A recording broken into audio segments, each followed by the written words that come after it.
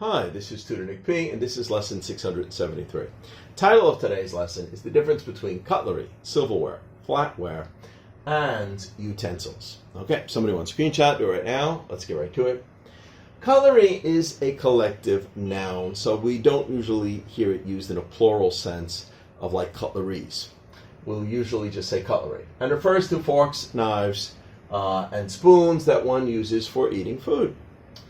Cutlery is mostly used in Britain, so you hear it more often in British English, but is sometimes still used in American English in a more formal sense. Okay, let's continue. Silverware refers to spoons, forks, and knives, etc. for eating or serving food. It is mostly U.S. in use. So in everyday speech in American English, we're more likely to say silverware. Okay, let's continue.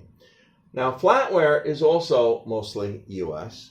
Now, again, it includes knives, forks, and spoons used for eating rather than for serving or cooking. So all of them include that.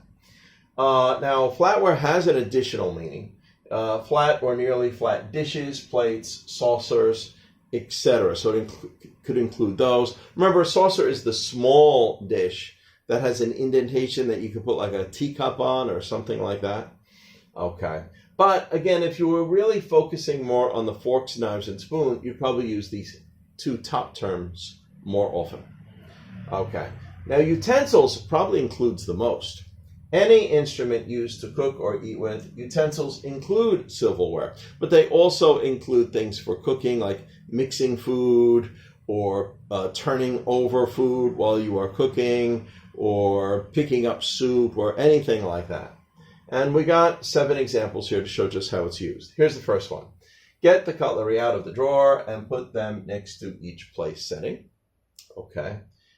We have some fancy cutlery. Oh, even in American English, we might say this if it's more in a formal or sort of a higher class sense.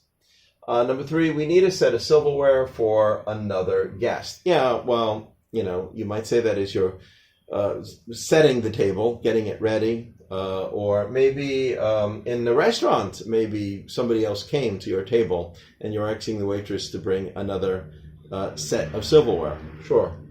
Let's continue. Number 4, she put out shiny new flatware and fancy glasses. Yeah, again, probably like focusing on plates and stuff more.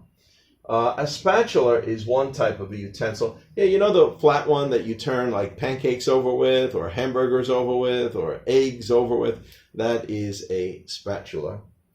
She bought some new kitchen utensils, including a ladle. That's the big long one, like the big fat spoon to pick up hot soup, from a pot.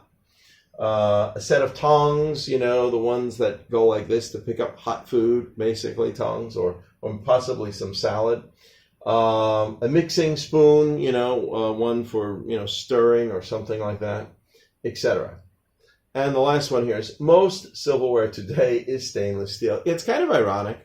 Originally, a lot of silverware was really made of silver, but over the years, it got to be more and more expensive. Today, it's very, very expensive. It costs you, $500-$600 maybe for a place setting of like 4 or 6 sets of spoons, forks, and knives. So that's why we don't have it as much.